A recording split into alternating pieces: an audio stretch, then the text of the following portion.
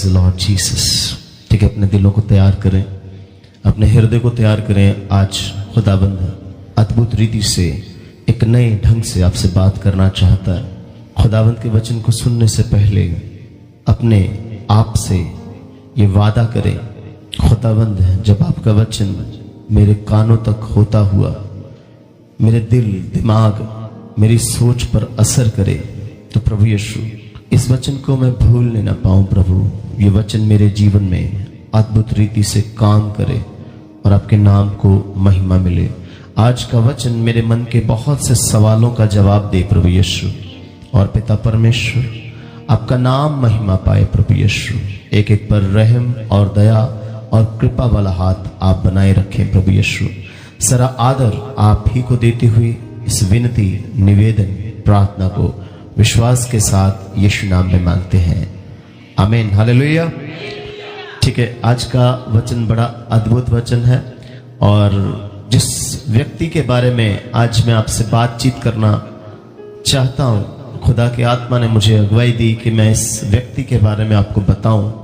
Bible का एक ऐसा कैरेक्टर, बाइबल का ऐसा चरित्र, बाइबल का ऐसा एक पात्र है जिसके बारे में 98% मसीही विश्वासी बिल्कुल भी नहीं जानते।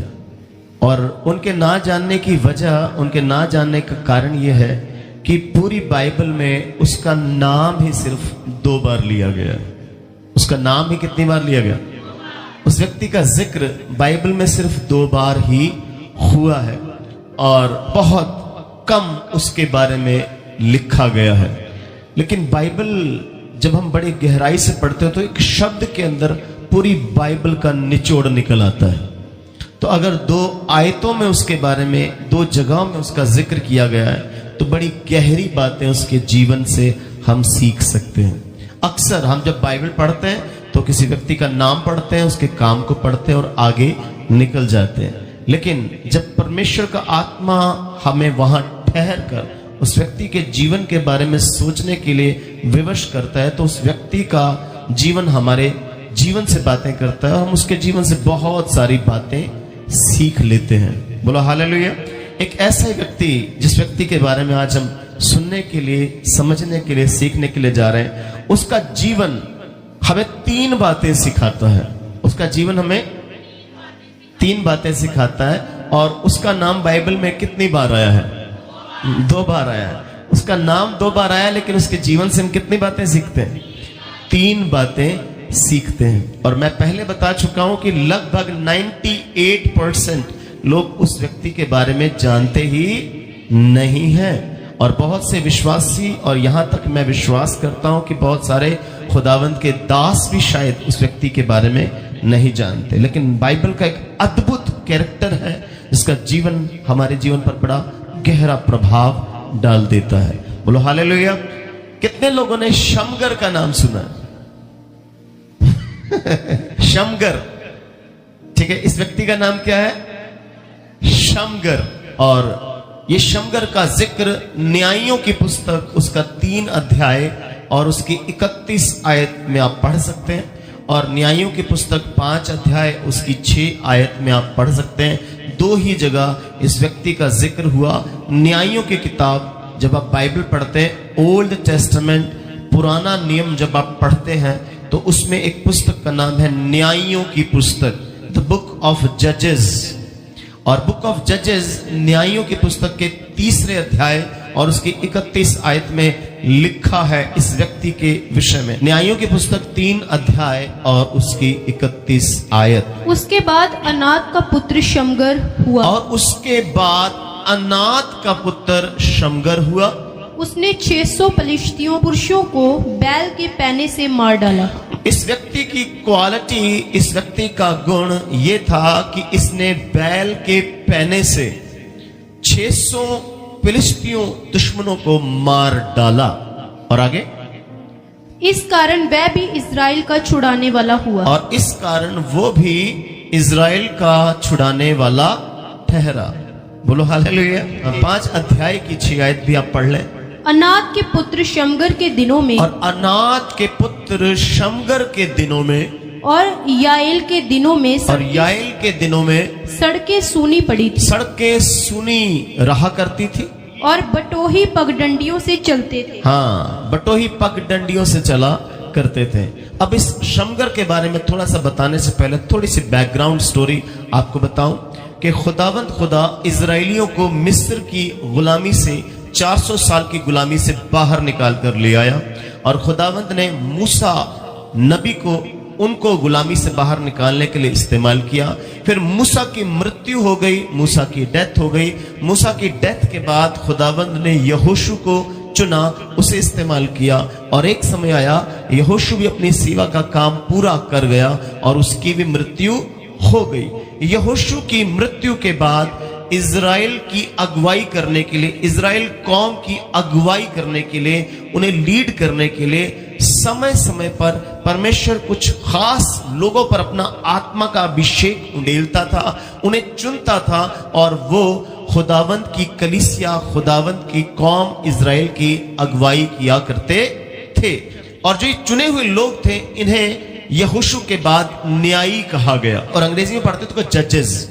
ये वो जजेस नहीं है जो आज हमारे अदालतों में जज होते हैं, ऐसे जज नहीं थे।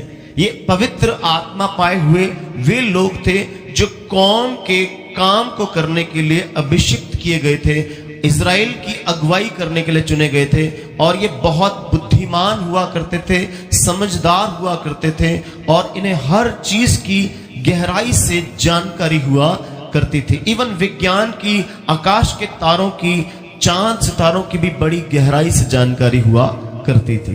तो समय समय पर परमेश्वर ने न्यायियों को चुना। तो जब न्यायियों को खुदावंद चुनता था तो खुदावंद अपने आत्मा का अभिषेक उन्हें देता था और वो कौम के लिए एक योद्धा बनकर, एक अगुवा बनकर, एक लीडर बनकर खड़े हो जाते थे और दिन प्रतिदिन वो खुदावंद में, खुदा के काम में बढ़ते चले जाते थे और साथ ही साथ खुदा उन्हें फिजिकल ब्लेसिंग्स भी दिया करता था, शारीरिक आशीषें भी दिया करता था। और यहीं पर दिक्कत आ जाती है, जब हमें शारीरिक बरकतें मिलती चली जाती हैं तो ये शारीरिक बरकतें, ये प्रॉस्पेरिटी, ये संपन्नता हमारे लिए एक बाधा बनना शुरू हो जाती है। हमारे साथ भी ऐसा ही होता है, इंसान दुख से लड़ लेता है, दुख से लड़ाई करके वो पास हो जाता है, वो कोई इसका विरोध करे तो उससे फाइट करके वो पास हो जाता है। लेकिन जब उसे धन दौलत आशीष बरकतों की भरपूरी मिलती है तो वहां पर अक्सर वो फेल हो, हाँ, प्रॉस्पेरिटी टेस्ट में वो फेल हो जाता है और अक्सर ये न्यायी उस टेस्ट में फेल हो जाया करते थे। और जब भी ये फेल हो जाते थे तो कौम भी दुख में, तकलीफों में चली जाती थी क्योंकि अगुवा ही गलत काम कर रहा है। जिसकी बाइबल में लिखा है कि तुम्हारी आंख निर्मल है तो पूरा शरीर निर्मल है। बोलो हालेलुया। तो कलीसिया का आंख क्या होती है? उसका अगुवा। कलीसिया अपने अगुवे की आंख से देख पाती है जो अनदेखी चीजें होती हैं। बोलो हालेलुया, बोलो हालेलुया। तो यहां पर हम क्या देख रहे हैं कि न्यायी समय समय पर खुदावंत की आत्मा से बड़ी सामर्थ्य से भरते थे, लेकिन कुछ आशीषों और बरकतों में आकर वो खुदावंत से पीछे चले जाते थे, वो टर्न बैक हो जाते थे और उससे पूरी कौम के ऊपर एक दुख का बादल मंडलाना शुरू हो जाया करता था और दुश्मन उस पर हमला करते थे और वो फिर गुलामी में चले जाते थे। वो फिर तौबा करते थे, पश्चाताप करते थे, तब परमेश्वर फिर उन पर रहम करता था और एक दूसरे न्यायी को उठ खड़ा करता था ताकि वो पूरी कौम की क्या करे? अगुवाई करे। पिक्चर क्लियर होगी? ये बैकग्राउंड स्टोरी। तो ऐसे ही इजराइल की अगुवाई करने के लिए लगभग 12 न्यायी खुदावंद ने चुने। कितने न्यायी चुने? जब न्यायियों की किताब आप पढ़ेंगे तो आपको वहां पर 12 जजेस मिलेंगे, 12 न्यायी मिलेंगे और सबसे आखिरी जो न्यायी था उसका नाम था शिमशोन, जिसके बारे में आप जानते हैं और उसी से एक कंपनी का नाम निकला सैमसंग। सैमसंग के मोबाइल भी है ना, सैमसंग बहुत बड़ी कंपनी है पूरे वर्ल्ड में जो फेमस है। वो सैमसंग नाम ही बाइबल के शिमशोन से निकला है। बोलो हालेलुया। तो जो आखिरी न्याय था उसका नाम शिमशोन था और जो 12 न्याय थे उसमें जो तीसरा न्याय था उसका नाम था शमगर, जिसके बारे में आज हम जानने जा रहे हैं। क्या नाम है इसका? शमगर। शमगर एक हिब्रू भाषा का शब्द है जिसका मतलब है तलवार, स्वॉर्ड। उसकी क्वालिटी हम क्या देख रहे हैं कि उसने बैल के पैने से, यहां पर क्या लिखा, उसने बैल के पैने से 600 फिलिस्तीनियों को मार डाला। और लिखा है शमगर के दिनों में लोग सड़कों पर नहीं चला करते थे, सड़कें सूनी रहा करती थी, लोग पगडंडियों पर चला करते थे। उसका कारण यह था कि फिलिस्तीनी जो बहुत योद्धा, बड़े ताकतवर, बड़े बलशाली थे, उनका इतना भय, इतना डर, इतना खौफ था कि लोग डरते थे। यहां तक कि इजराइल जो खुदा की कौम कहलाती है वो भी डरा करती थी। बोलो हालेलुया। फिलिस्तीनी इतने प्रभावशाली, इतने असरदार हो चुके थे, लोग सड़कों में निकलना रिस्क का काम समझा करते थे कि सड़क से निकलेंगे कहीं लूट कर हमें कत्ल ना कर दें। ये फिलिस्तीनी लोग इतने भयानक, इतने योद्धा, इतने सामर्थी लोग जिनसे लोग डरते हैं। और उनमें से 600 लोगों को इस शमगर ने अकेले ने बैल के पैने से मार डाला। बैल के पैने को अंग्रेजी में कहते हैं ऑक्स गोड। लिख लो आपकी जानकारी के लिए, अंग्रेजी में बैल का पैना किसे कहते हैं? बैल का पैना ऑक्स गोड, OXGOAD, ऑक्स गोड अंग्रेजी में कहते हैं। ठीक है, ये जो ऑक्स गोड क्या होता है, ये बैल का पैना क्या होता है? जब एक किसान बैलों को जोतता है, हल में जोतता है, तो बैल कई बार थक जाते हैं और सुस्त हो जाते हैं और आगे फुर्ती से काम नहीं करते। तब ये जो बैल का पैना, ये लगभग 8 फुट लंबी एक लाठी की तरह हुआ करता था। पिछले दिनों मैंने जब आपको दाऊद के बारे में बताया है ना, सोटे और लाठी का डिफरेंस बताया, ये भी एक तीसरे किस्म की एक लाठी हुआ करती थी जो बैलों को जोतने के लिए इस्तेमाल की जाती थी। ये 8 फुट लंबी एक लकड़ी की लाठी होती थी और इसके आगे एक पैना सा हथियार लगाया जाता था और इसके बैक साइड में एक छैनी की तरह, एक चिसल की तरह एक हथियार लगाया जाता था। जब भी बैल कभी सुस्त हो जाते थे तो किसान उस पैने से उन्हें टच करता था और वो एक्टिव हो जाते थे और डरते थे कहीं हम पर हमला ना करें, और वो फुर्ती से काम करना शुरू कर देते थे। और जो इसका पिछला पार्ट होता था, वो जो हल का नोकीला पार्ट खोदने के लिए इस्तेमाल किया जाता है, उसमें से घास फूस पत्थर निकालने के लिए इस्तेमाल किया जाता था। इसे कहते थे बैल का पैना और ऑक्स गोड कहते हैं। क्लियर होगी बात? अब ये किसी भी तरह का कोई हथियार नहीं था, ये किसी भी तरह का कोई हथियार नहीं हुआ करता था, सिंपल एक औजार था। हम आज इस व्यक्ति के जीवन से, शमगर के जीवन से 3 बड़ी पावरफुल बातें सीखने के लिए जा रहे हैं। देखो, पूरी बाइबल में इसके बारे में सिर्फ 2 जगह लिखा है और 2 ही बार इसका नाम आया है, बाकी पूरी बाइबल में कुछ भी नहीं लिखा है इस व्यक्ति के बारे में। लेकिन इस व्यक्ति का जीवन हमें 3 अद्भुत बातें आज सिखाने के लिए जा रहा है। तो जो ये बैल का पैना इस्तेमाल कर रहा है, ये जो ऑक्स गोड इस्तेमाल कर रहा है, ये किसी भी प्रकार का कोई हथियार नहीं है, लेकिन इसने इस आम सी लकड़ी को, आम सी लाठी को अपना हथियार बना लिया। और फिलिस्तीनी जो उस समय बड़े पावरफुल, बड़े शक्तिशाली हुआ करते थे, उनके 600 व्यक्तियों को मार डाला। बोलो हालेलुया। और वो इजराइल को छुटकारा देने वाला एक न्यायी बन गया। बोलो हालेलुया। क्लैरिटी होगी? अब इस व्यक्ति के जीवन से जो चीजें हम सीखने वाले हैं उस पर थोड़ा ध्यान देंगे। पहली चीज जो इस व्यक्ति के जीवन की हमें सिखाती है कि शमगर के पास क्या है। कई बार हमारे जीवन में ऐसा होता है कि हमें लगता है कि हमारे पास सोर्स नहीं है, हमारे पास साधन नहीं है, हमारे पास ये नहीं है, हमारे पास वो नहीं है, हम कैसे कामयाब, हम कैसे सफल हो जाएंगे। यहां पर शमगर का जीवन बताता है उसके पास कोई भी तलवार नहीं है, कोई बंदूक नहीं है ना, कोई हथियार नहीं है, लेकिन उसने सिंपल से एक लाठी से 600 बंदों को मार डाला। बोलो हालेलुया।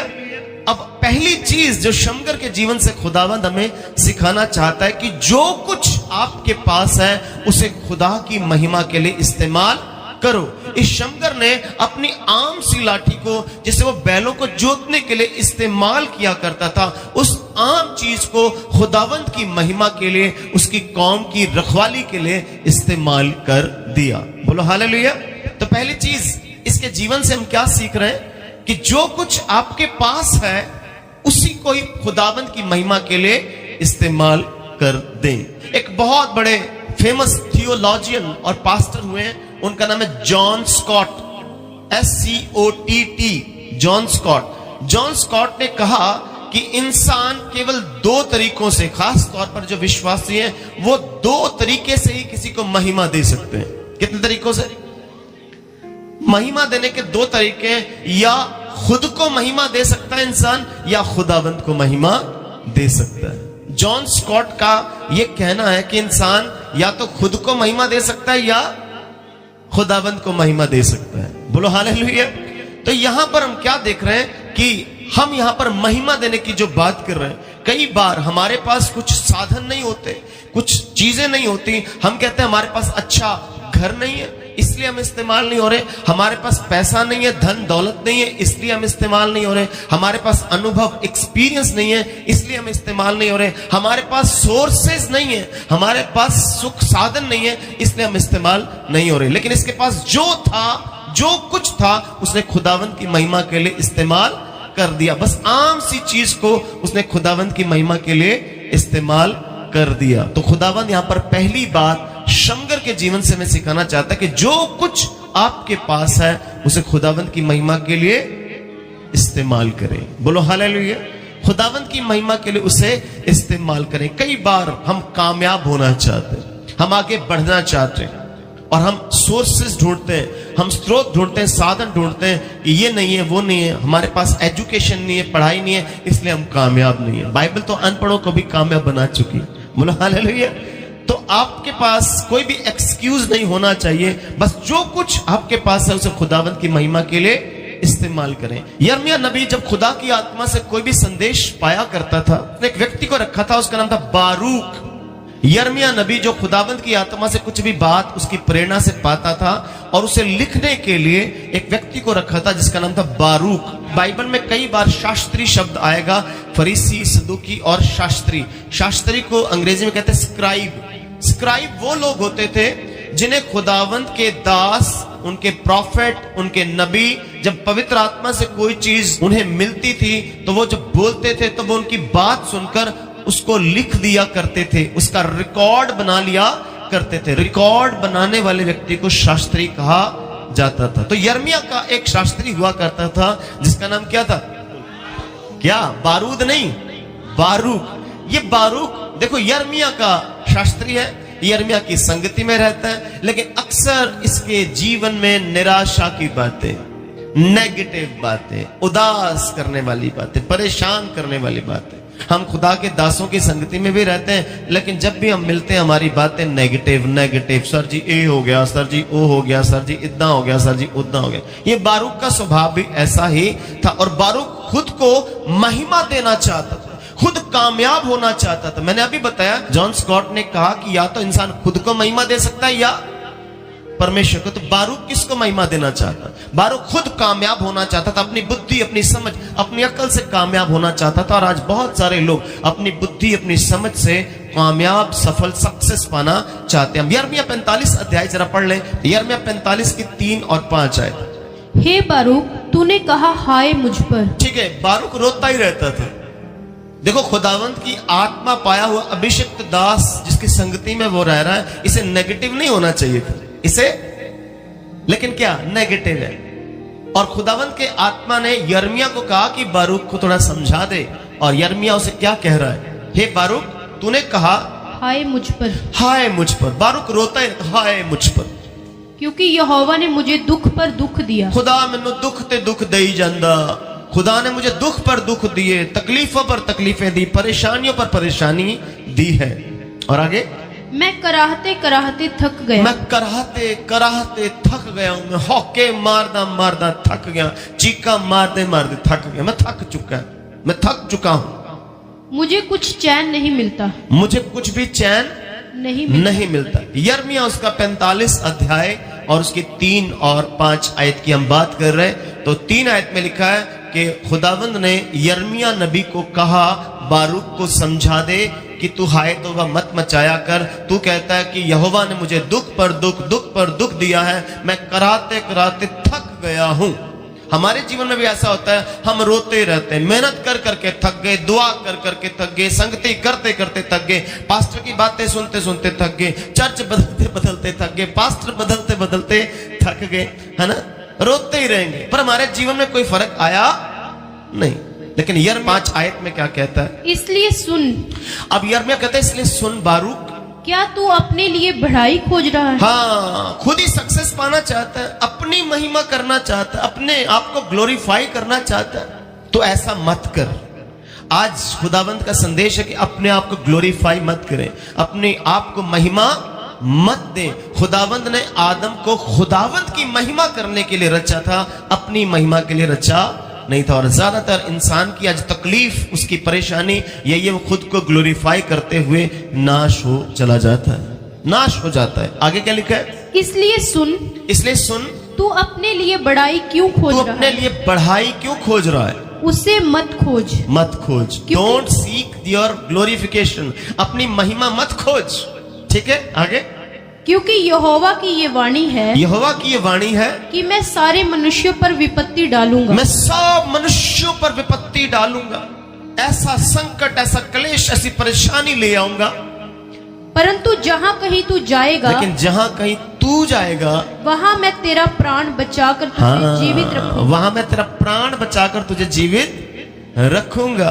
हम जब अपनी ग्लोरी, अपनी महिमा, अपने जलाल की कोशिश करेंगे पाने की, तो खुदावंद कहता है जब इस दुनिया पर कष्ट आएगा तो मैं तुझे भी नाश कर दूंगा। अगर तुम मेरी महिमा करेगा तो दुनिया पर जब कष्ट आएगा तब तुझे मैं बचाकर रखूंगा। बोलो हालेलुया।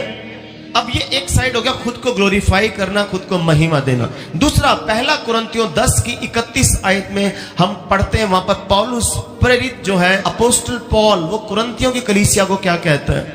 कुरिन्थियों की कलीसिया को क्या कहता है, जरा इसको समझ लेना।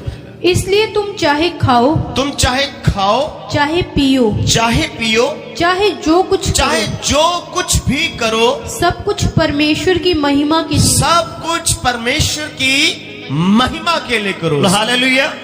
हम खाएं तब भी किसकी महिमा के लिए, हम पिए तब भी किसकी महिमा के लिए, जो कुछ भी करें खुदावंत की महिमा के लिए। अब यहां पर हम शमगर के जीवन से देख रहे हैं कि उसने आम से एक बैल के पहने से, ऑक्स गोड से, छोटी सी एक लाठी से खुदावंत के नाम को कितनी बड़ी महिमा दी। जो कुछ आपके पास है उसे खुदावंत की महिमा के लिए इस्तेमाल करें। चाहे आप खाना भी खा रहे हैं, ये खुदावंत की महिमा के लिए होना चाहिए। कुछ भी पी रहे हैं, ये खुदावंत की महिमा के लिए होना चाहिए। जो कुछ भी आप करते हैं खुदावंत की महिमा के लिए होना चाहिए। लेकिन बारूक अपनी महिमा करना चाहता था और खुदावंत ने बारूक को समझाया, अपनी महिमा मत कर, खुदावंत की महिमा के लिए अपने समय को इस्तेमाल कर, अपने जीवन को इस्तेमाल कर। बोलो हालेलुया।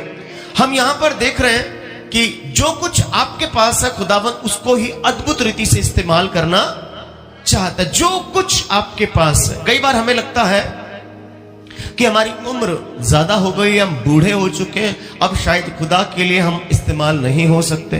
तो बाइबल तो कहती है उसने 500 साल के बुजुर्ग नूह नबी को इस्तेमाल किया अपनी महिमा के लिए। और जब मूसा की हम बात करते हैं तो मूसा ने 40 साल महल में बिताए और 40 साल अपने ससुर की भेड़ों को चराने में बिताए, तो उसकी टोटल जो आयु उम्र थी वो 80 साल की हो गई। मूसा 80 साल का हो गया, तब परमेश्वर ने उसे कहा कि इधर आ, मैं तुझे इस्तेमाल करना चाहता हूं, अपनी महिमा के लिए इस्तेमाल करना चाहता हूं। तो मूसा बहाने बनाने लगा, मैं तोतला बोलता हूं, मैं भद्दा बोलता हूं, मुझे साफ बोलना नहीं आता। उसने हजारों एक्सक्यूजेस बनाने शुरू कर दिए, बहाने बनाने शुरू कर दिए। हम भी जब भी खुदावंद हमें इस्तेमाल करना चाहता है, हमसे अपनी महिमा लेना चाहता है, हम तरह तरह के बहाने बनाते हैं। मैं जॉब करता हूं, मैं बिजनेस करता हूं, मेरा परिवार अड़चन पैदा करता है, मेरे बच्चे अड़चन पैदा करते हैं, इसको देखना पड़ता है, उसको देखना पड़ता है, ये करना पड़ता है, वो करना पड़ता है। हजारों एक्सक्यूजेस मूसा की तरह हम करते रहते हैं। पर खुदावंद ने अगर आपको चुन लिया है तो आपके एक्सक्यूजेस जितने भी हो आपको खींच कर लाएगा और इस्तेमाल करेगा ही करेगा। बोलो हालेलुया। निर्गमन के 3 अध्याय में वो बहाने पर बहाना बना रहा है। मेरे से ये नहीं होगा, मैं कैसे करूंगा, मुझे कोई जानता नहीं है, मैं क्या बोलूंगा, मैं क्या करूंगा, लोग मेरी बात पर विश्वास नहीं करेंगे। लोग कैसे विश्वास करेंगे, खुदा ने तुझसे बात की है, लोग कैसे विश्वास करेंगे, मैं क्या करूं। मूसा क्या कहता है एक्सोडस 3 अध्याय में, क्वेश्चन कर रहा है गॉड से कि मैं क्या करूं। मैं क्या करूंगा? लोगों के पास जाऊंगा तो लोग कैसे विश्वास करेंगे कि तुझे खुदावंद ने दर्शन दिया है, तुझे सच्चे परमेश्वर ने बोला है? हम कैसे विश्वास करें? बोलो हालेलुया। तो मूसा ने खुदावंद से क्वेश्चन किया, प्रश्न किया। और परमेश्वर का एक तरीका होता है, कई बार जब प्रभु यीशु से भी सवाल करते थे तो प्रभु यीशु भी सवाल का उत्तर नहीं दिया करते थे। कई बार सवाल का उत्तर सवाल ही होता है। यीशु को पूछते हैं कि तू किस अधिकार से ये काम करता है? सवाल। यीशु ने कहा यूहन्ना किस अधिकार से करता था? उसने क्वेश्चन पर क्वेश्चन कर दिया। ये नहीं कहा कि मुझे पिता परमेश्वर ने अधिकार दिया। यीशु ने ये नहीं कहा कि मुझे खुदावंद ने भेजा है अपने काम को पूरा करने के लिए। यीशु ने कहा यूहन्ना किस अधिकार से करता था? वो कहते तू किस अधिकार से करता है? कहता यूहन्ना बपतिस्मा देने वाला किस अधिकार से करता था? तो यहां पर मूसा क्वेश्चन कर रहा है, खुदावंद मुझे क्या करना चाहिए? लोग मेरी बात का कैसे विश्वास करेंगे? तो खुदावंद ने कहा तेरे पास क्या है? खुदावंद ने क्या कहा? जैसे शमगर के पास क्या था? सिर्फ एक लाठी थी। क्या था? बैल का पैना था, ऑक्स गोड था, 8 फुट लंबी एक लाठी हुआ करती थी। बोलो हालेलुया। साधारण से एक लाठी थी शमगर के पास। और मूसा को कहा तेरे पास क्या है? मूसा के पास भी सिंपल एक लाठी थी। जो कुछ आपके पास है खुदावंद चाहता है उसे आप परमेश्वर की महिमा के लिए इस्तेमाल करें। बोलो हालेलुया। जो कुछ मूसा के पास क्या थी? लाठी। बोलो हालेलुया। और इसे मूसा की लाठी कहा गया। बाइबल में आप जब भी पढ़ेंगे तो बहुत बार इसे क्या कहा गया? मूसा की लाठी कहा गया। जब आप निर्गमन 4 अध्याय पढ़ेंगे तो उसकी 2 आयत में ऐसा लिखा हुआ है। निर्गमन 4 अध्याय उसकी 2 आयत पढ़ ले। यहोवा ने उससे कहा, यहोवा ने मूसा से पूछा तेरे हाथ में वे क्या है? तेरे हाथ में क्या है? वह बोला लाठी। क्या है? लाठी। लाठी। मोजेस रॉड, अंग्रेजी में मोजेस रॉड। मूसा की लाठी है, उसके हाथ में लाठी थी। बोलो हालेलुया। अब समझना, जब खुदावंद ने कहा तेरे हाथ में क्या है और मूसा ने उस लाठी को खुदावंद को सौंप दिया, खुदावंद की महिमा के लिए, खुदावंद की जिम्मेदारी निभाने के लिए, उसके काम को आगे बढ़ाने के लिए, तो 20 आयत पढ़े 4 की 20 में क्या लिखा है? तब मूसा अपनी पत्नी और बेटों को गधे पर चढ़ाकर अपने बेटों को गधे पर चढ़ाकर मिस्र देश की ओर परमेश्वर की उस लाठी को हाथ में लिए हुए लौटा। क्या समझा? क्या पढ़ा आपने? वो अपनी पत्नी, अपने बेटों को लेकर, अपने सेवकों को लेकर गधे से मिस्र चला गया। अब यहां पर उस लाठी का नाम बदल गया। पहले उसे मूसा की लाठी कहा गया, अब किसकी लाठी है? बोलो हालेलुया। बोलो हालेलुया। अब जो आम सी चीज है, जब आप खुदावंद की महिमा के लिए उसे इस्तेमाल करेंगे वो खुदा की हो जाएगी। अब वो लाठी मूसा की लाठी ना रहकर किसकी लाठी होगी? खुदावंद की लाठी होगी। गॉड्स रॉड, गॉड्स रॉड बन गई वो। बोलो हालेलुया। आज आप अगर अपने बच्चों को खुदावंद को देंगे, खुदावंद की महिमा के लिए देंगे, तो वो खुदावंद के बच्चे बन। बोलो हालेलुया। अगर आप अपने कारोबार को, अपने बिजनेस, अपनी नौकरी को खुदावंद को देंगे तो खुदावंद की वो नौकरी, खुदावंद का वो बिजनेस बन जाएगा। अगर आप अपनी सेवा को खुदावंद की सेवा समझेंगे, वो खुदा की सेवा बन जाएगी। अगर आप अपने घर को खुदावंद की महिमा के लिए, खुदावंद के कार्य के लिए देंगे तो वो खुदा का घर बन। बोलो हालेलुया। जो कुछ आपके पास है आप खुदावंद की महिमा के लिए उसे दे दे। जैसे शमगर ने अपनी लाठी से 600 फिलिस्तीनियों को कत्ल कर दिया, मार डाला। आम से व्यक्ति ने, एक आम किसान, वो कोई बहुत ट्रेंड योद्धा नहीं था, कोई बहुत ट्रेंड फौजी नहीं था, आम सा किसान था, बैलों को चराने वाला व्यक्ति। जब अपने आप को खुदावंद के हाथों में देंगे तो परमेश्वर आम व्यक्ति को खास बनाने की ताकत रखता है। बोलो हालेलुया। जो कुछ आपके पास है आप दे दो खुदा को, दे दो खुदा को, खुदावंद उसे इस्तेमाल करेगा। खुदावंद को अच्छी तरीके से इस्तेमाल करना आता है। जैसे मूसा ने यहां पर कहा खुदावंद मैं क्या करूं? खुदावंद ने कहा तेरे पास क्या है? खुदावंद ने कहा मैं ऊपर से आग बरसाता हूं मूसा, ये आग इकट्ठी करा और बता के फिरौन को बता, जाके मिस्र के लोगों को बता। नहीं, जो तेरे पास है वो लेकर आ, उसको मैं ब्लेस करूंगा। आज आपके पास छोटा सा घर हो सकता है, किराए का घर हो सकता है, ठीक है, छोटी सी नौकरी हो सकती है, कोई बात नहीं, टेंशन लेने की बात नहीं, उसे ही खुदावंद अपनी महिमा के लिए इस्तेमाल। आमेन। छोटा सा परिवार हो सकता है, आपके बच्चे चाहे समझदार ना भी हो, ज्यादा पढ़े लिखे ना भी हो, उन्हें ही खुदा अद्भुत रीति से इस्तेमाल कर सकता है। बोलो हालेलुया। अब जैसे मूसा ने सवाल किया, ऐसे ही जब दूसरा राजा की पुस्तक हम पढ़ते हैं उसके 4 अध्याय में अलीशा नबी के पास एक विधवा औरत आई, उसके हस्बैंड की डेथ हो गई। उसका हस्बैंड एक नबी था और उसके हस्बैंड ने कुछ लोगों से कर्जा लिया हुआ था। वो कर्जा लेने वाले उस विधवा के घर पहुंच गए और उस विधवा को कहते हैं कि तू कर्जा नहीं दे पाती तो अपने दोनों बेटों को हमें सौंप दे, ताकि इन बेटों को हम कामकाज में लगाकर कर्जा वसूल कर पाए। वो रोती बिलखती, निराश, उदास, परेशान खुदावंद के दास नबी के पास पहुंचती है, अलीशा नबी के पास पहुंचती है। तो कहती, अलीशा को बताती अपनी सारी ट्रेजेडी, ऐसे ऐसे कर्जा लेने वाले मेरे दरवाजे पर आकर चिल्लाते हैं, मेरे बेटे को नौकर बनाकर लेके जाना चाहते हैं। अलीशा ने कहा, तेरे पास क्या है? बोलो हालेलुया। अलीशा ने कहा, मैं अभी प्रार्थना करता हूं ऊपर से कोई अद्भुत नोटों की बारिश होगी, धन दौलत गिरेंगे, सोने के कॉइन गिरेंगे, सोने के सिक्के नीचे गिरते हैं। और खुदा कर सकता था, अलीशा की फुल प्रेयर थी, कर सकता था कि नहीं कर सकता? बोलो हालेलुया। लेकिन अलीशा ने कहा कि तेरे पास, बोलो हालेलुया। वो कहते मेरे पास एक हांडी में थोड़ा सा तेल है, हांडी में बस जो कुछ है वही ले आओ खुदावंद के लिए। तो अलीशा ने कहा, बस इससे कोई अपने घर के बर्तन इकट्ठे करो, आपके घर में कम बर्तन है, पड़ोसियों के इकट्ठे कर लो और बर्तन इकट्ठे करो और एक एक बूंद उसमें उंडेलते जाओ। देखो खुदावंद उस थोड़े से तेल को कैसे महिमा में बदल देता है। बोलो हालेलुया, हालेलुया, बोलो हालेलुया। खुदावंद की महिमा के लिए जो कुछ आपके घर में है, जो कुछ आपको खुदावंद ने टैलेंट दिया, आपको गाने का टैलेंट है, खुदावंद की महिमा में दे दे। इसी टैलेंट को खुदावंद की महिमा के लिए दे दे, अपने आप को खुदावंद में दे, वो आपको अद्भुत रीति से इस्तेमाल करेगा। जब वो चीज खुदा के हाथों में जाती है तो खुदावंद उसे अद्भुत रीति से इस्तेमाल कर लेता है। बोलो हालेलुया। खुदावंद उसे ब्लेस किया, सारे बर्तन तेल से भर गए, उसे बेचा और बहुत बड़ी बरकत पाई और खुदावंद ने उसे ब्लेस किया। खुदावंद आपके पास जो कुछ है उसे ही ब्लेस करना चाहता है। निराश होने की जरूरत है, मेरे पास कख नहीं, मेरे पास कुछ भी नहीं है, मेरे पास कुछ है ही नहीं, ऐसा सोचने वाला आदमी सोचता ही रहता है और जीवन में कुछ भी कर नहीं पाता।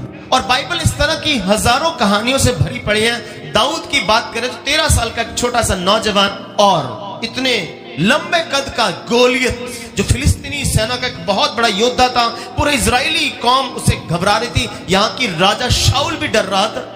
और खुदावंद ने दाऊद से पूछा, तेरे पास क्या है? उसके पास, मेरे पास गुलेल है, बस कोई तलवार नहीं है, कोई औजार नहीं है, कोई शस्त्र नहीं, कोई हथियार नहीं है। क्या उसके पास? छोटी सी गुलेल। नदी से 5 पत्थर निकाले हैं और चल पड़ा है।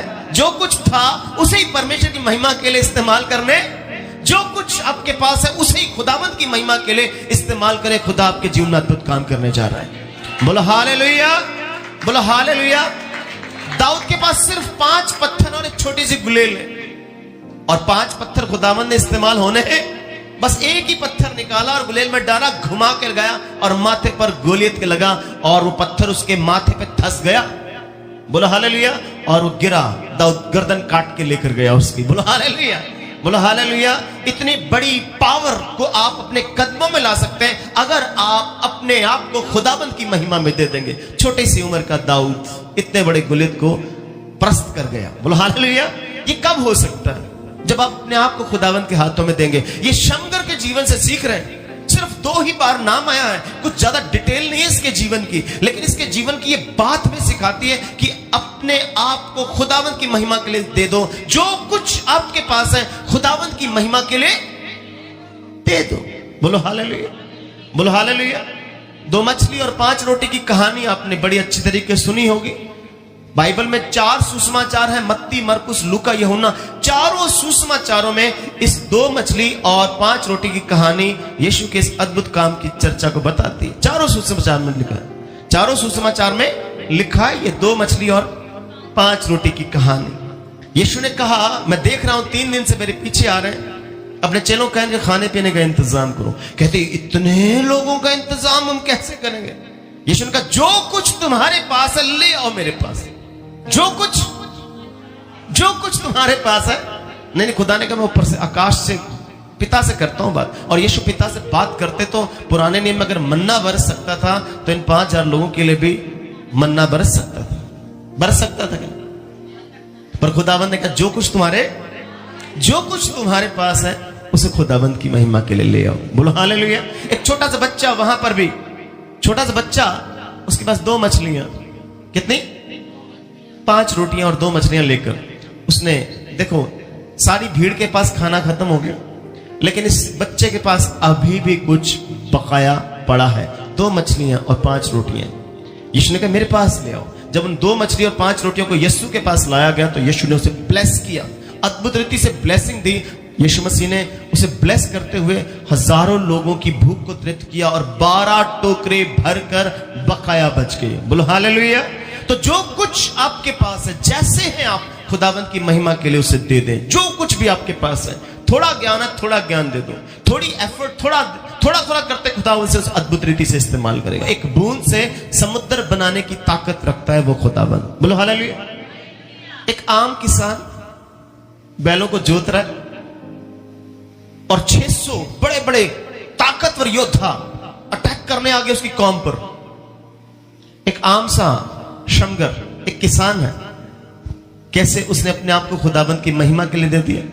उसने बैल के पेने को खुदावंत की महिमा के लिए दे दिया और 600 बड़े बड़े सिपाहियों को उसने वहां पर ढेर करके रख दिया। बोलो हालेलुया, बोलो हालेलुया। कितना जबरदस्त खुदा है हमारा। आम आदमी को वो खास बनाने की ताकत रखता है। किसी बहुत बड़े खुदावंत के दास ने कहा, God does not call qualified people. खुदावंत क्वालिफाइड लोगों को नहीं बुलाता, पढ़े लिखे लोगों को नहीं बुलाता, वो जिसे बुलाता है उसे क्वालिफाइड कर देता है। बोलो हालेलुया। खुदावंत ताकतवरों को नहीं बुलाता, वो जिसे बुलाता है उसे ताकतवर बना देता है। वो बुद्धिमानों को नहीं बुलाता, वो जिसे बुलाता है उसे बुद्धिमान कर देता है। बोलो हालेलुया। वो अक्लमंदों को नहीं बुलाता, वो जिसे बुलाता है उसे अक्लमंद कर दे। बोलो हालेलुया। वो तंदुरुस्तों को नहीं बुलाता, जिसको बुलाता है उसको तंदुरुस्त कर देता है। बोलो हालेलुया। उसके बुलाने का तरीका अलग है, उसके काम करने का तरीका अलग है। खुदावंत किसी को भी इस्तेमाल कर सकता है। बोलो हालेलुया। खुदावंत किसी को भी इस्तेमाल कर सकता है। बाइबल कहती है कि उसने कौवे को इस्तेमाल किया एलिया को खाना खिलाने के लिए। किसको? तो खुदावंत जो सच्चा जिंदा अद्भुत खुदावंत सृष्टि करता है, अगर एक कौवे को इस्तेमाल कर सकता है तो हम तो इंसान हैं, हमें इस्तेमाल नहीं करेगा। खुदावंत ने बिलाम की गधी को इस्तेमाल किया ताकि बिलाम को अकल दी जा सके। खुदावंत गधों को इस्तेमाल करता है तो हम तो इंसान हैं, हमें भी खुदा अपनी महिमा के लिए इस्तेमाल कर सकता है। खुदावंत ने एक मछली को इस्तेमाल किया कि मछली के मुंह में एक सिक्का डाला गया और वो सिक्का निकालकर पतरस टैक्स देकर आए। बोलो हालेलुया। खुदावंत ने एक बड़ी मछली को इस्तेमाल किया योना को अकल देने के लिए। तो खुदा अगर जीव जंतुओं को इस्तेमाल कर सकता है तो हम तो उसकी समानता और स्वरूप में रचे हमें अद्भुत रीति से इस्तेमाल कर सकता है। बोलो हालेलुया। तो खुदावंत किसी को भी तुच्छ नहीं समझता। पहला कुरिन्थियों पहला अध्याय उसकी 26-27 में लिखा हुआ, उसने जगत के मूर्खों को चुना, निर्बलों को चुना, जो कुछ नहीं थे उन्हें चुन लिया ताकि बुद्धिमानों को लज्जित किया जाए। खुदावंत आपको ब्लेस करना चाहता है। खुदावंत जो कुछ आपके पास है उसे खुदावंत की महिमा के लिए दे दो। जो कुछ भी आपके पास, अगर आपको प्रार्थना करने आती है परमेश्वर की महिमा के लिए दे दो। अगर आपको वचन पढ़ना आता है तो परमेश्वर की महिमा के लिए, गवाही देने आती है तो परमेश्वर की महिमा के लिए, आप लोगों को खींच कर ला सकते हैं खुदावंत में तो परमेश्वर की महिमा के लिए उसे इस्तेमाल में लाएं। जो कुछ आपको टैलेंट, जो कुछ तोड़ा खुदावंत ने आपको दिया है उसे खुदावंत की महिमा के लिए दे दे। बोलो हालेलुया। अब दूसरा सबक जो हम शमगर के जीवन से सीखते हैं, शमगर फिलिस्तीनी सिपाहियों से लड़ने के लिए उनके इलाके में नहीं गया, वो किसी राजमहल में नहीं गया, वो जहां था वहीं लड़ा, अपने फील्ड में, अपने खेत में लड़ा। बोलो हालेलुया। दूसरा सबक खुदावंत में यह सिखाता है, जहां खुदावंत ने आपको रखा है वहीं खुदावंत आपको इस्तेमाल। बोलो हालेलुया, बोलो हालेलुया। हमें लगता है खुदावंत ने मुझे अच्छे परिवार में नहीं रखा, हम अमीर खानदान में पैदा नहीं हुए, मैं बिल गेट्स के घर में पैदा नहीं हुआ, मैं अंबानी के घर में पैदा नहीं हुआ, मैं किसी फिल्म स्टार के घर में पैदा नहीं हुआ। खुदावंत ने जिस जगह पर आपको रखा है वहीं पर आपसे अपनी महिमा लेगा। वो खेत में था, खुदावंत ने उसी खेत में उसको इस्तेमाल किया। जो भी प्लेस, जो भी जगह खुदावंत ने आपके लिए मुकर्रर की है उस जगह में ही वो आपको इस्तेमाल करना चाहता है। जिस जॉब में खुदावंत ने आपको रखा है उस जॉब में वो आपको इस्तेमाल करेगा। जिस बिजनेस में खुदावंद ने आपको रखा है, उस बिजनेस में वो आपको इस्तेमाल करेगा। बोलो हालेलुया। जिस परिवार में खुदावंद ने आपको रखा है, उस परिवार में ही वो आपको इस्तेमाल करेगा। उसने आपके लिए वो जगह निर्धारित की है। बोलो हालेलुया। खुदावंद ने योना नबी के लिए एक जगह मुकर्रर की थी, निनवे। भागता रहा, तरशीश कभी भाग गया, कभी इधर भाग गया, कभी उधर भाग गया, पर खुदावंद ने एक जगह मुकर्रर की है कि निनवे में इनके से काम लूंगा। मछली के पेट में चला जाएगा तब भी निकाल कर तुझसे काम निनवे में ही। आप भाग नहीं सकते। जो प्लेस, जो जगह उसने आपके लिए निर्धारित किया, भाग। तो जो मुकर्रर जगह आपके लिए की गई, आपको खुदा वहीं इस्तेमाल करेगा। पौलुस के लिए खुदावंद ने अन्य जाति रखी थी, जेंटाइल्स रखे थे। अन्य जातियों में जाकर खुदावंद ने उसे इस्तेमाल करने का एक सेवा का काम दिया था। उसे वहीं इस्तेमाल होना था, वो कहीं और नहीं जा सकता था। हालांकि वो एक इजरायली था, बिन्यामीन के गोत्र का था, पर खुदावंद ने उसे जेंटाइल्स, अन्य जाति में इस्तेमाल किया। वो प्लेस था उसका। पतरस को परमेश्वर ने यहूदी लोगों में इस्तेमाल किया, वो प्लेस था उसका। बोलो हालेलुया। और इंग्लैंड में एक बहुत बड़े पॉलिटिशियन हुए, राजनीतिक व्यक्ति हुए, जिनका नाम था William Wilbur force. William Wilbur force England में एक पॉलिटिशियन हुआ, और इसको जब पता लगा कि खुदावंद ने मुझे पॉलिटिशियन बनाया, एक राजनीतिक व्यक्ति बनाया है, मुझे अपनी पोजीशन, मुझे अपने प्लेस की पहचान होनी चाहिए। खुदावंद ने मुझे पोजीशन दी क्यों? खुदावंद आपको कहीं ले जाकर अपनी महिमा करवाना, और यही उन्होंने किया। बोलो hallelujah. William Wilbur force England में एक बहुत बड़ा पॉलिटिशियन था। जब उसे पता चला कि खुदावंद ने मुझे पोजीशन दी है, तो उसने कहा मुझे खुदा की महिमा के लिए क्या कर सकता हूं। तो उसने क्या देखा, इंग्लैंड में उस समय छोटे छोटे 10 साल के जो बच्चे होते थे, या 10 साल की कम उम्र के बच्चे होते थे, उन्हें ऊंची ऊंची इमारत में चढ़ाकर चिमनियां साफ करने का काम दिया जाता था। और अक्सर चिमनियां साफ करते करते उनका पांव फिसलता था, वो नीचे गिरते थे और जान से हाथ धो बैठते थे। वो बच्चे मर जाया करते थे। लेकिन उन बच्चों के ऊपर कोई भी ध्यान नहीं दिया जाता था, न सरकार की ओर से, न समाज की ओर से। विलियम विल्बर फोर्स खड़ा हो गया अपनी बुलाहट के कि खुदावंद ने मुझे पॉलिटिशियन बनाया, मुझे जो पोजीशन दी, जो प्लेस मुझे दिया, जो जगह मुझे दी है, उस जगह पर रहकर मैं खुदा का काम करूंगा। बोलो हालेलुया। और उसने पार्लियामेंट में जाकर यह मुद्दा उठाया, स्लेव चाइल्ड है, इनके लिए कुछ किया जाए। सरकार के साथ वो लड़ता रहा, लड़ता रहा, लड़ता रहा। एक दिन इंग्लैंड की सरकार को विलियम विल्बर फोर्स की बात माननी पड़ी और स्लेवरी को खत्म करना पड़ गया। बोलो हालेलुया। जिस पोजीशन में, जिस प्लेस में खुदावंद ने आपको रखा है, खुदावंद वहीं पर आपको इस्तेमाल करना चाहता। आज बहुत सारे मसीह लोग वो पॉलिटिक्स में चले तो जाते, पोजीशन पा भी लेते, उस रुतबे में पहुंच भी जाते हैं, बाद में अपने आप को भूल जाते हैं। मतलब जो खुदावंद ने जिस काम के लिए, जिस पोजीशन में उन्हें पहुंचाया, जिस प्लेस में पहुंचाया, वो वहां पर पहुंचकर भूल जाते कि खुदावंद ने पहुंचाया क्यों है, उस जगह पर क्यों पहुंचाया। वो भूल जाते हैं, और वो खुदावंद को भूल जाते हैं, खुदावंद के मकसद को भूल जाते हैं, अपनी कौम को भूल जाते हैं। खुदावंद जो प्लेस आपको दिया, उस प्लेस में खुदावंद आपको इस्तेमाल करना चाहता है। बहुत सारे हमारे भारत के बहुत सारे नौजवान बेटे बेटियां, बहुत सारे इंसान हैं, बहुत सारी फैमिली और बहुत सारे विश्वासी भी हैं। कई बार वो भारत छोड़कर जाना चाहते हैं, इंडिया छोड़कर जाना चाहते हैं, फॉरेन कंट्री, अपना प्लेस छोड़कर जाना चाहते हैं। और देखा जाए तो भारत की जो हालत प्रेजेंटली हम देख रहे हैं, वो हालत ऐसी रह भी नहीं गई कि यहां पर आराम से रहा जा सके। यहाँ की सरकार, यहाँ का समाज, सब कुछ उथल पुथल हमें होता नजर आ रहा है। और कई बार मन में आता कि हम अपना इलाका छोड़कर चले जाएं, ये भारत छोड़कर हम विदेश चले जाएं, हम कनाडा चले जाएं, ऑस्ट्रेलिया चले जाएं, जर्मनी चले जाएं, अमेरिका चले जाएं, किसी दूसरी कंट्री में जाकर रहना शुरू। लेकिन हमारे को खुदावंद का वचन कह रहा है, खुदावंद ने जिस प्लेस में, जिस जगह में, जिस पोजीशन में आपको रखा है, वो वहीं पर आपको इस्तेमाल करेगा। बोलो हालेलुया। अगर खुदावंद चाहता होता कि आप विदेश में जाकर रहें, तो कभी भी वो इस बाइबल में हमारे देश हिंदुस्तान का, हमारे देश इंडिया का नाम बाइबल में कभी भी ना लिखता। अमेरिका का नाम बाइबल में नहीं है, कनाडा का नाम बाइबल में नहीं है, जर्मनी का नाम बाइबल में नहीं है, लेकिन इंडिया का नाम बाइबल में 2 बार लिखा है। इसका मतलब खुदा का हमारे देश के प्रति कोई बहुत बड़ा मकसद है। वो हमारे देश को ब्लेस करना चाहता। हर इंसान अगर भाग गया, बाहर भाग गया, देश को कौन सुधारेगा? कौन सुधारेगा? खुदावंद ने यहीं पर हमें खड़ा होकर अपने देश के लिए एक जिम्मेदारी लेकर काम करने के लिए चुना है। जिस प्लेस में खुदावंद ने आपको रखा, उसने शमगर को जिस खेत में रखा था, उस खेत में उसे अद्भुत रीति से इस्तेमाल। बोलो, एक व्यक्ति 600 व्यक्ति पर भारी पड़ गया, एक विश्वासी पूरे हिंदुस्तान पर भारी पड़ने वाला है। बोलो हालेलुया, बोलो हालेलुया।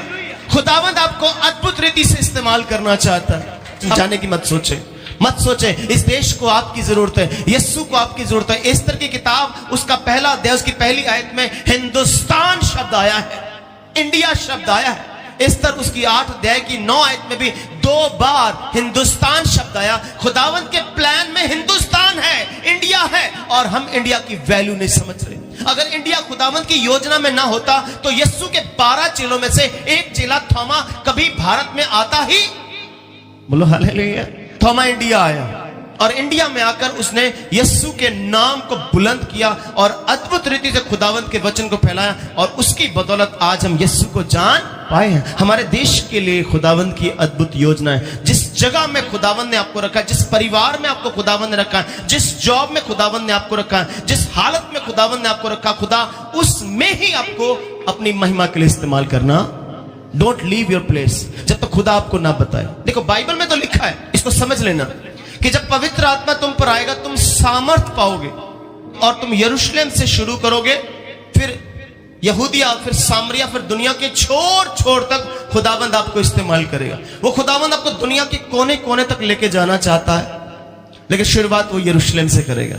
जिस जगह में आपको खुदावंद रखा, वहीं से आपकी शुरुआत, आपकी बिग उसी जगह से, उसी पोजीशन से, वहीं से होने वाली है, और उसी को खुदावंद इस्तेमाल करना चाहता है। बोलो हालेलुया। हम कहते दुनिया के कोने कोने में जाकर हम खुदावंद का वचन सुनाएं, लेकिन अपने इलाके में हम जिम्मेदारी लेना चाहते नहीं। अपने मोहल्ले में, अपने आस पड़ोस में, अपने रिश्तेदारों में, अपने बहन भाइयों में हम जिम्मेदारी लेना चाहते नहीं। लेकिन खुदावंद जहां हम हैं, जिस प्लेस में, जिस पोजीशन में, जिस स्थिति, जिस हालात में हम, वहीं पर हमें इस्तेमाल करना। बोलो हालेलुया। शमगर के जीवन की ये दूसरी बात हम सीख रहे हैं। एक बात याद रखें कि खुदावंद में, जब आप खुदावंद में चलते हैं तो प्रभु यीशु मसीह ने अपने पहाड़ी उपदेश में 2 बड़ी अद्भुत बातें बोली। प्रभु यीशु मसीह ने अपने पहाड़ी उपदेश में 2 ऐसी पावरफुल बातें बोली कि यीशु ने कहा तुम पृथ्वी का नमक हो, और प्रभु यीशु ने कहा तुम जगत के लिए ज्योति हो। मान के चले, कोई सब्जी आपने बनाई या कोई खाने की डिश बनाई जिसमें पहले से बहुत नमक है, जिसमें ऑलरेडी नमक है, आप उसमें और नहीं, मगर जहां पर नमक नहीं है, फीका है, वहां पर आप क्या डालेंगे? नमक की जरूरत वहां पर है जहां पर नमक। इसका मतलब अगर आपको पृथ्वी का नमक कहा गया, इसका मतलब आपकी जरूरत वहां पर है जहां पर कोई भी नहीं। बोलो हालेलुया। अगर उसने कहा कि तुम जगत की ज्योति हो, तो ज्योति कहां चमकती है? अंधकार में। अगर हमारे देश में इस समय अंधकार चल रहा है, तो ज्योति बनकर यीशु मसीह कहां पर आपको इस्तेमाल करना चाहता है? यहीं पर। हम अब्रॉड के लिए टेंशन लेते हैं, हम बाहर भागना चाहते हैं, विदेश में जाना चाहते हैं, और इसी टेंशन में अपनी सेहत खराब कर लेते हैं, बीमार होते चले जाते हैं, घर वालों को टेंशन दे देते हैं। लेकिन ये नहीं पता हमारा खुदावंद हमें वचन से क्या सिखाना चाहता है। जहां पर तुम हो वहीं तुम्हें खुदावंद अद्भुत रीति से इस्तेमाल करेगा। शुरुआत आपकी वहीं होगी, लेकिन एक समय आएगा खुदावंद आपको दुनिया के छोर छोर तक भी लेके जाने की ताकत रखता है। बोलो हालेलुया। वो पूरे वर्ल्ड टूर पे आपको लेके जाएगा, पूरी दुनिया में आपको घुमाएगा, अगर उसकी योजना में ये काम लिखा हुआ है तब। बोलो हालेलुया। इसलिए खुदावंद चाहता कि जिस पोजीशन में, जिस प्लेस में आप हो, वहीं पर खुदावंद आपको इस्तेमाल करना चाहता है। बोलो हालेलुया। और तीसरी बात, शमगर के जीवन से हम क्या सीखते हैं? पहला सबक हमने सीखा, जो कुछ हमारे पास है, whatever we have, give that to the glory of God. खुदावंद की महिमा के लिए उसे दे, प्रभु के नाम को जलाल देने के लिए उसे दे दे, खुदावंद उसे इस्तेमाल करेगा। बोलो हालेलुया। दूसरी बात हमने क्या सीखी? जिस जगह में वो है, जिस प्लेस में, जिस पोजीशन में वो है, वहीं पर खुदावंद ने उसे इस्तेमाल किया। बोलो हालेलुया। तीसरी बात हम शमगर के जीवन से सीखते हैं कि शमगर ने वो किया जो वो कर सकता था। हम यहीं पर एक सबक सीखते हैं कि जो हम कर सकते हैं वो खुदावंद के लिए करें। जो कुछ आप कर सकते हैं, वो लड़ सकता था, योद्धा नहीं था, फिर भी क्या हुआ? लड़ पड़ा। हम पास्टर नहीं है, फिर भी प्रभु का काम कर सकते हैं। हम प्रीचर नहीं है, फिर भी प्रभु का काम कर। हम प्रॉफिट नहीं है, फिर भी प्रभु का काम। हम इवेंजलिस्ट नहीं है, फिर भी प्रभु का काम कर। हम अपोस्टल नहीं है, फिर भी प्रभु का काम कर सकते प्रभु आपको तैयार कर रहा है कि जो आप कर सकते हैं। बाइबल कहती है, तो याकूब 4:17 में लिखा है, अगर जो भलाई जानता है और भलाई नहीं करता तो वो क्या करता है? पाप करता है। बोलो हालेलुया। जो आप कर सकते हैं और करते हैं तो खुदावंद उसे ब्लेस करता है। और शमगर ने वो किया जो वो कर सकता था। देखा जाए तो वो करने के लायक नहीं था, योग्य नहीं था, वो योद्धा नहीं था, फिर भी वो फाइट करने के लिए तैयार हो गए, वो स्ट्रगल करने के लिए तैयार हो गए। दाऊद योग्य नहीं था, 13 साल का लड़का और इतने बड़े कद के गोलियत के साथ टक्कर लेना वो योग्य नहीं था, लेकिन लड़ पड़ा, वो चल पड़ा। हमें भी जो हम कर सकते हैं हम करने के लिए तैयार हो जाए। जब आप परमेश्वर के काम को करने के लिए जो आप कर सकते हैं करते हैं तो खुदावंद वो करेगा जो आप कर। बोलो हालेलुया। खुदावंद आपके जीवन में वो करेगा जो आप कर। जहां पर आपका बस नहीं चलता, जहां पर आपकी सामर्थ्य काम नहीं करती, खुदावंद वो अद्भुत काम करने की ताकत रखता है। जब आप वो काम कर सकते हैं जो खुदावंद आपको देता है। बोलो हालेलुया। आपको पता खुदावंद ने जब आपको मां के गर्भ में रचा तो खुदावंद ने आपके अंदर जो मां का डीएनए है वो आपका डीएनए नहीं होता। बोलो हालेलुया। खुदावंद ने आपको डीएनए डिफरेंट दिया, आपका डीएनए अलग है। बोलो हालेलुया। आप जो हाथ आप लेकर पैदा हुए, इन हाथों की हथेलियों में, इन हाथों में जो फिंगरप्रिंट्स, एक हाथ के दूसरे हाथ से फिंगरप्रिंट्स मिलते, जुड़वा भाइयों के फिंगरप्रिंट्स मिलते। खुदावंद ने आपको डिफरेंट बनाया।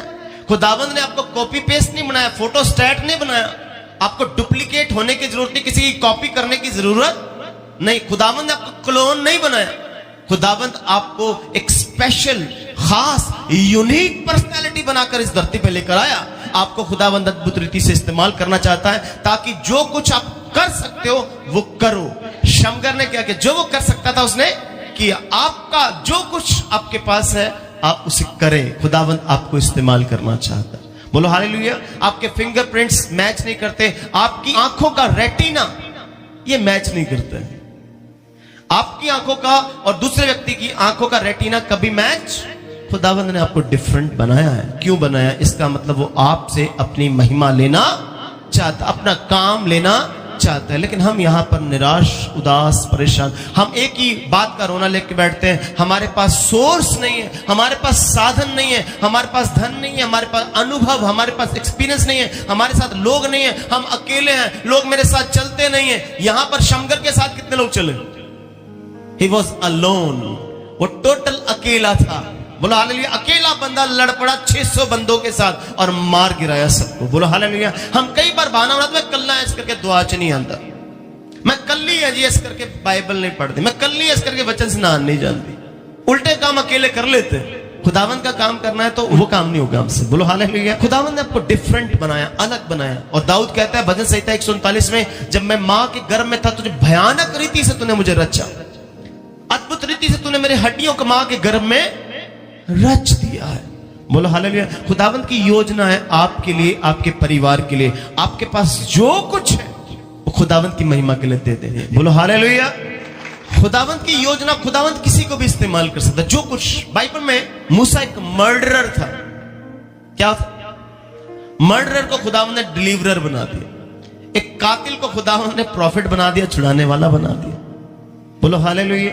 खुदावंद ने मछली पकड़ने वालों को क्या बना दिया?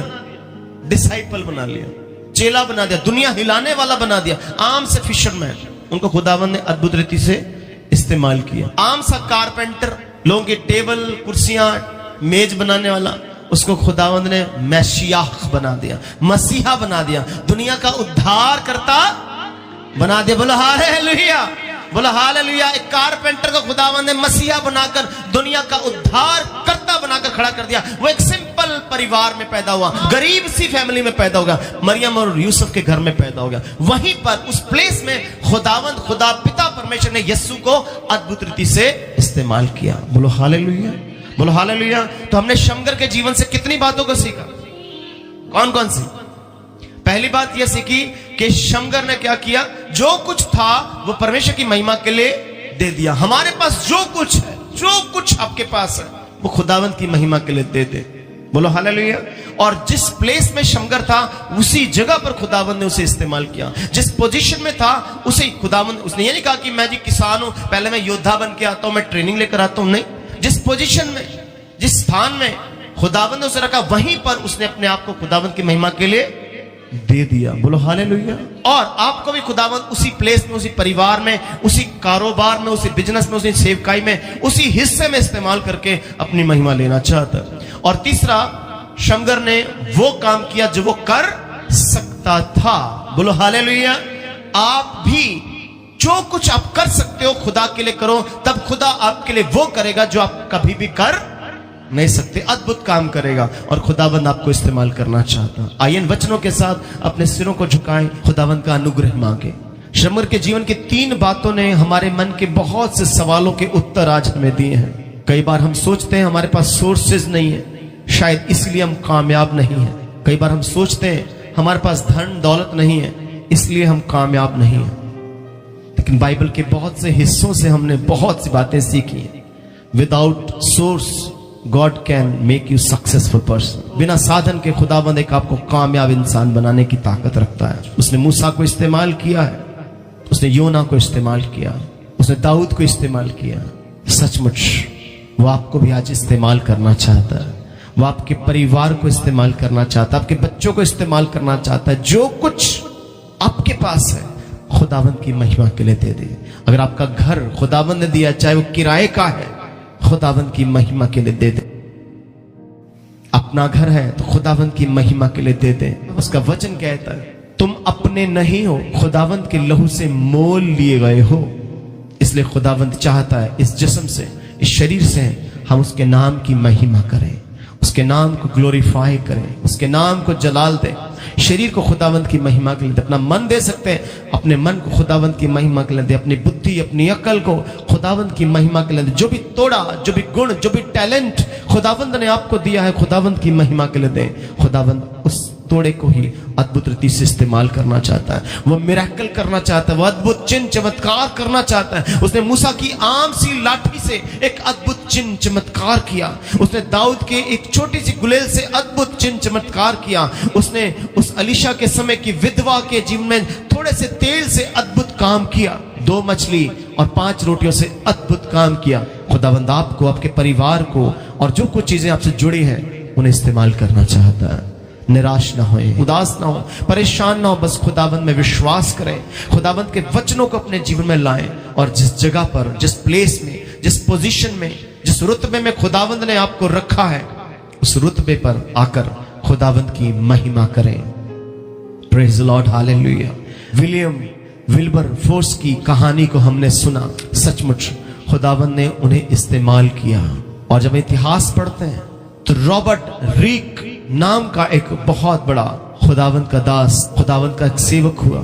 जब उसने बहुत से बच्चों को फैक्ट्री में काम करते देखा तो उसके मन में बोझ आया कि फैक्ट्री के बच्चे पढ़ नहीं पाते, इनका जीवन कैसे बदलेगा, कैसे इन्हें स्कूल में पहुंचाया जाए।